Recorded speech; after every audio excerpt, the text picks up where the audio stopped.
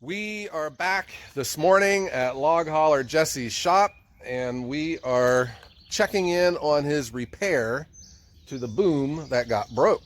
Yep. And this is just a matter of our schedules meshing. I got deliveries that I have to take care of this morning. Log Hauler Jesse is planning to install this back onto his truck, but it takes another operator who isn't here yet. Yeah. I gotta wait for my free help. He's got some free help that is a son. Yeah. That's going to be coming over here to help pick. He's going to use this truck to pick up this boom and put it onto his truck, which is in the shop. Yep. He has to get it aired up and started up and brought out here. I have to clean up the area where this goes in a little bit. Get it ready, so all right, everything works. Yeah. So a lot of people are very interested in the repairs, and what I can bring to you though, guys, I probably won't be able to film this getting installed, but I could at least get a good view of the repairs. Let me turn the camera around here, and Jesse, tell us what we got going on here. Right, about 80 pounds of steel and 20 pounds of rod. So I made this plate. We had to cut out this collar. My welder welded this all in. Welded around the perimeter all the way underneath, and then we gusset plated across, and basically just reinforced everything. He welded all the cracks first, and then we ground it down, and like I said, just reinforced the whole end of it, and now it's time to test it out. Yeah.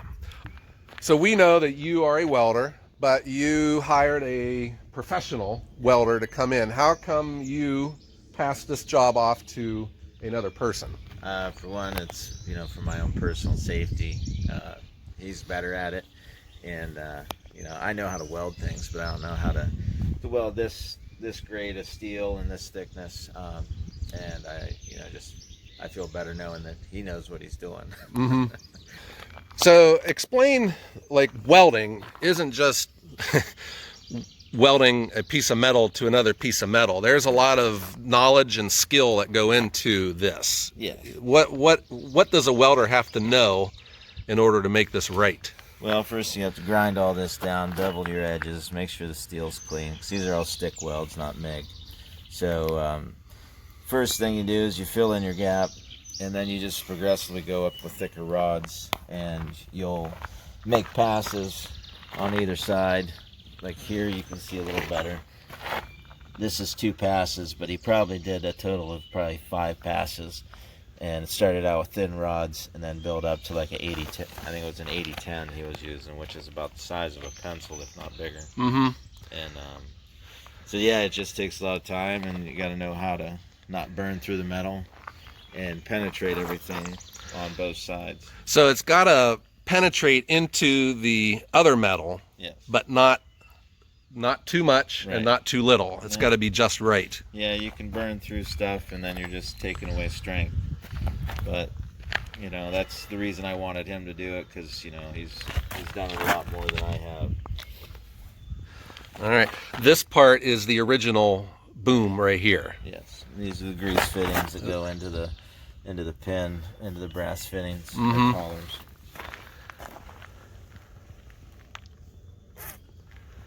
And I painted it yellow so that I can see any cracks that may show up again. Mm-hmm. And then if a crack appears, you'll just paint over it yellow again. Yeah. So that it goes away, right? Yep, that's it. I put some PL 400 in there. Yeah. So there were some comments in our previous video about wishing that you would inspect the rest of the boom, yeah, for other cracks. Did you do that? Yeah, I rolled it over. I went underneath the bottom side, because I had to flip it to have the welder weld this. I went over the whole thing, and I didn't really see any other stress cracks. So I think I should be in good shape. Okay. But, and just real quick, guys, what we're talking about here, if we look at this truck, the part here that got repaired is right there, right next to where the operator sits. And that is why, all of the stress that goes into this point is a lot. yeah. but the emphasis on safety is because Jesse sits right next to this pivot point. That's my office. That's Jesse's office right here, so he wants to make sure that it doesn't have a catastrophic failure. No. All right. So tell us, what else did you do to this boom while we have it down here? I just cleaned it off, threw some paint on it, put some new bolts on top here to hold down my hydraulic lines, and just kind of cleaned it up, put the lights back on, ran new wire to the lights. Just kind of did an Earl shive on it. That's a good United States term there, about a Earl Scheib paint job. Yeah. Nice. And what is this? It's a giant bolt. Jeez, is that the pin? Yeah, it's the pin that goes through here. Wow, that is big.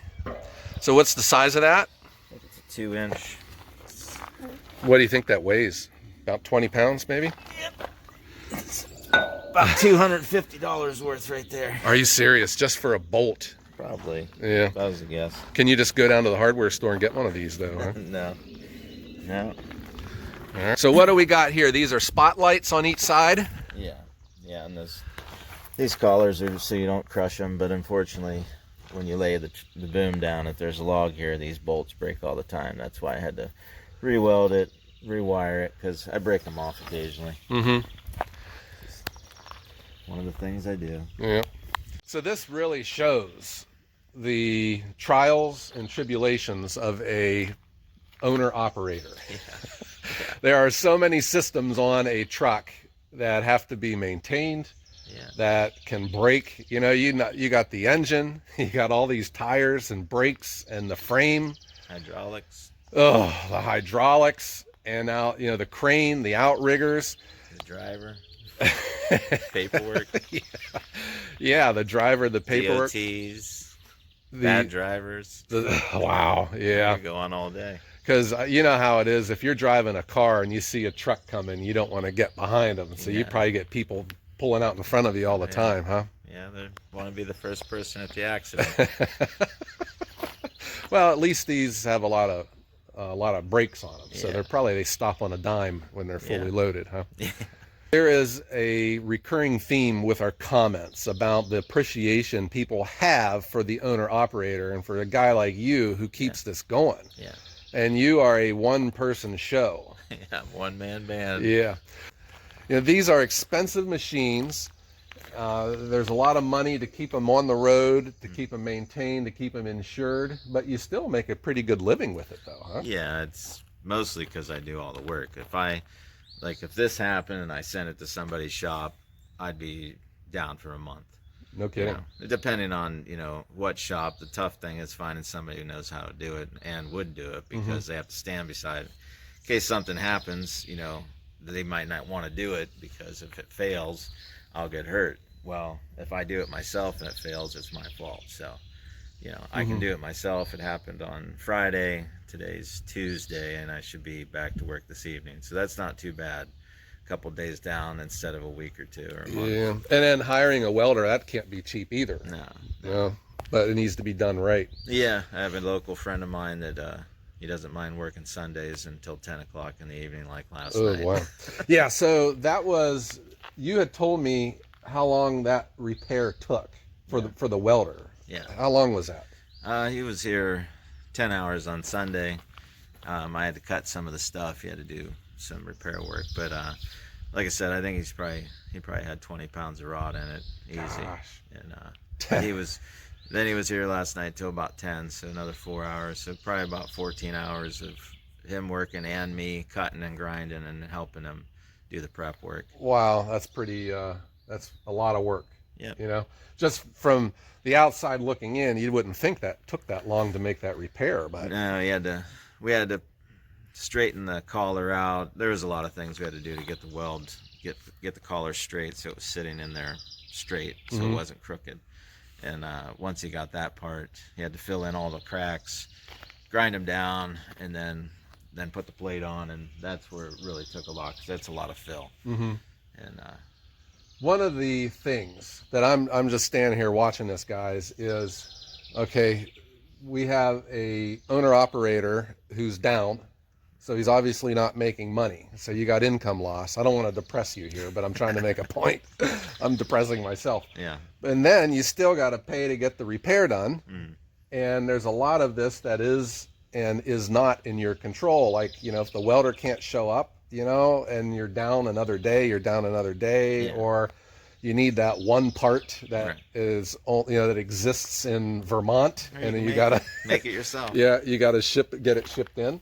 So that is, you know, guys, what I'm trying to point out here, you know, about I'm a small-time entrepreneur. I just sell firewood, and that's what I hope to bring you, is showing this side of the industry and all of the stuff that goes into it. Yeah.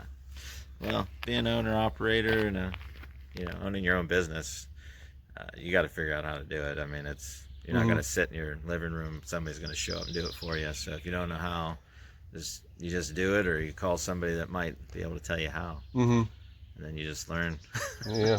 What do you think about the number of log haulers out there that can't or don't work on their own trucks? Well, I mean, a lot of times they'll buy a new truck every 5 years, so they'll be under warranty, you know, majority of the time, but they also always have a really large payment. Mm-hmm.